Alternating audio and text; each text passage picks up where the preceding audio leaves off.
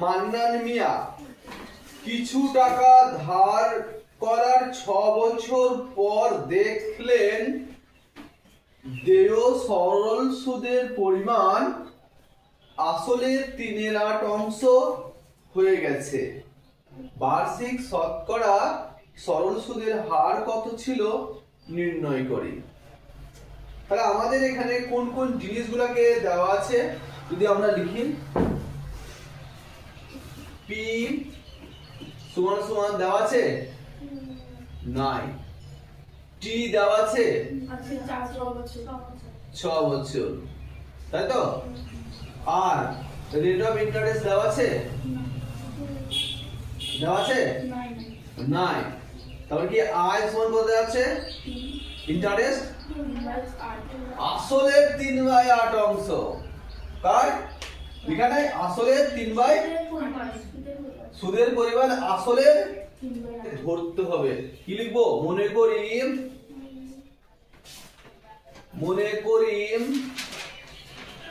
আসল, কি লিখবো?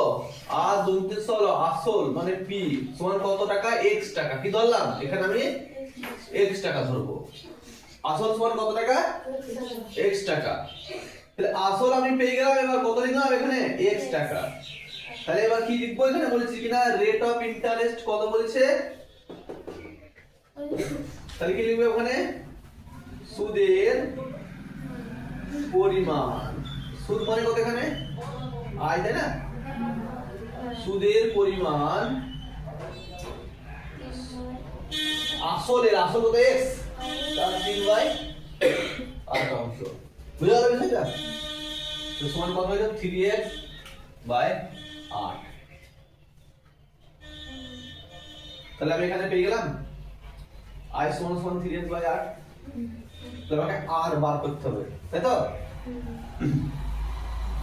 তাহলে আমি এবার এখানে করছি পাশে আয় সমান PTR বাই কত? 100, বা আয় মানে তো ইন্টারেস্ট কত আছে? 3x বাই কত? 8 সমান P মানে কত? x, তাই তো?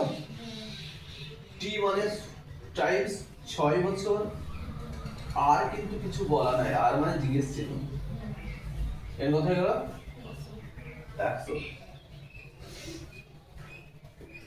বা এবার কি হবে? আমি বলছি কিনা ওইদিকে সংখ্যা থাকলে পরে এদিকে ওইদিকে গুণ থাকলে এখানে ভাগে আসবে, ভাগ থাকলে এখানে গুণে যাবে।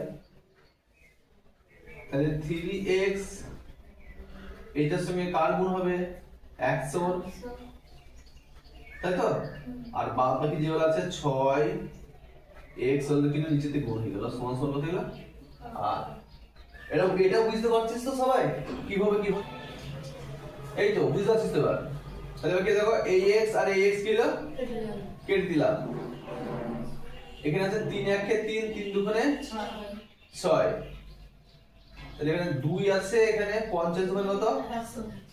100। 4 2 8, 25 2 কত? 50। বা 8 সমান সমান মানে কি গেল? 25/4, তাই তো? তো 25 কে 4 দিয়ে ভাগ করে দেবো, যা হবে তাই। 4 6 24, 6 পূর্ণ 1/4%, তাই না? অতএব r সমান কি হলো? 6 পূর্ণ 1/4%, ঠিক না? বার্ষিক শতকরা সরল সুদের হার সমান 6/8%। 10 নম্বরের নম্বরটা মনোযোগ দিয়ে আমি পড়বো, একটু শুনবা। যদি 292 টাকার একদিনের সুদ 5 পয়সা হয় তবে বার্ষিক শতকরা সরল সুদের হার হিসেব করে লিখি। তার মানে এখানে আসল বলছে 292 টাকা। তাহলে সব পেয়ে যাচ্ছি। কি সমান আসল কত টাকা? 92 টাকা, তাই কি না? টি সমান কত বলেছে? একদিন। আর সমান দেওয়া নাই, এটাকে বার করতে হবে আমাদেরকে। আই সমান 5 পয়সা। অঙ্কটা যদি এইগুলাকে, এটা যদি বছর এবং এটা যদি টাকা থাকতো, অঙ্কটা খুব তাড়াতাড়ি হয়ে যেত। যেহেতু এটা দিন আছে, আমি বলেছি দিন থাকলে পরে সেটাকে বছরে নিয়ে আসতে হবে, আবার পয়সা থাকলে পরে সেটাকে টাকায় নিয়ে আসতে হবে। তাহলে একদিন সমান কত বছর হবে? 1/365। আগেকার যে অঙ্কগুলো করেছিলাম বারবার বলেছি যে দিনকে বছরে আনতে গেলে পরে 365 দিয়ে ভাগ করতে হবে, আর মাসকে বছরে আনতে গেলে পরে 12 দিয়ে ভাগ করতে হবে। তেমনি ভাবে পয়সাকে টাকায় আনলে পরে কত দিয়ে? 100 দিয়ে ভাগ করতে হবে। তাহলে কি হলো? এত টাকা। তাহলে আমাদের এবার অঙ্কটা করতে পারবে। কি সূত্র? আই সমান PTR/100, বা আই মানে ইন্টারেস্ট কত বলছি? 5/100 সমান পি প্রিন্সিপাল কত আছে? 292 100, তাই তো? টি টাইম কত আছে? 1/365 বছর। ওকে, আর রেট অফ ইন্টারেস্ট আমাকে বার করতে হবে। এগুলো দিয়ে কত লাস্টে? 100। বুঝে গেল? কি করব? এই 100ই প্রথমে কেটে দেব। 365 বুঝলেন? এটা গুণ আছে, তাহলে এখানে ভাগ হয়ে যাবে 292 সমান কত? 5 দিয়ে, আর এটা কারো পাইলে 4 দিয়ে। বুঝা লাগছে এবার? তাহলে কি 73 দিয়ে কাটলাম, বলে গেলাম 5 দিয়ে তো 365 আর 4 দিয়ে তো 292। তাহলে এবার আমি কি লিখবো? বা আর সমান কি হবে এখানে? তাহলে উপরে দিকে লিখে 5025 আর দিকে 4। তাহলে এটাকে যদি আমি ভাগ করি, কতটা আছে এখানে? এখানে আমরা কাটবো কত? 25 কে 4 দিয়ে ভাগ করে নেব। বুঝা গেল? 4 6 কত? 24। তাহলে কি 1 তাই 6 পূর্ণ 1/4। আগে কতটাই ছিল না, তাই না? তাহলে অতএব বার্ষিক সরল সুদের হার সমান, তাই তো? 6/4/1 বলছে বার্ষিক 8% হার সরল সুদে কত বছরে 600 টাকার সুদ 168 টাকা হবে হিসেব করে লিখি। তাহলে এখানে তোমরা আমার দিকে একটু লক্ষ্য রাখো, আমি বলবো পি মানে কত হবে? 600 টাকা। টি মানে কত? বার করতে হবে জিজ্ঞেস চিহ্ন। আর মানে কত? 8%। আর মানে হচ্ছে 8%। ইন্টারেস্ট কত আছে? 168। লক্ষ্য করো ওইদিকে। তাই আই সমান PTR/100। আই এর মান কত? তোমরা কিন্তু ভুলে যাচ্ছ। মানে কি বলতো, এখানে আমি একটা গল্প বলি, ছোট বড় হাসবো না, মনোযোগ দিয়ে শুনবে গল্পটা। একটা বাড়িতে মানে একটা ছেলে নতুন বিয়ে করেছে, বৌমা খুব ছোট।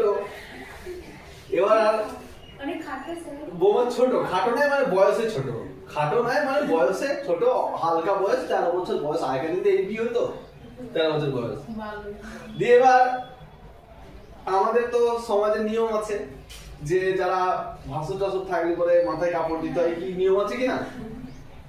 এবার ভাসুরা এসে বৌমা মাথায় কাপড় দিচ্ছে না, বলেছে বৌমা দেখো আমাদের তো একটা সংসারের এখানে সামাজিকতা আছে একটা, এটার নিয়ম আছে যে বড়কে আসলে পরে মাথায় কাপড় দিতে হয়, করতে হয়।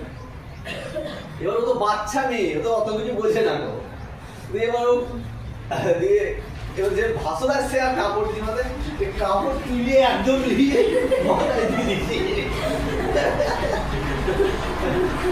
তোমাদের অঙ্কটা ঠিক হয়ে গিয়ে মানে তোমাদের মাথায় কাপড় থাকছে না, পাছায় কাপড় থাকছে না, আবার পাছায় কাপড় থাকছে না, মাথায় কাপড় থাকছে না, এই অঙ্ক তাই তোমাদের হয়ে গিয়েছে এখন। মানে এদিক ঠিক করছি তো ওদিকে ভুল করছো, ওদিক ঠিক করছি এদিকে ভুল করছো। আরে বাবা দুটি সামঞ্জস্য রাখতে হবে তো, তবেই তো অঙ্কটা ভালো হয়ে গেছে, তাই না?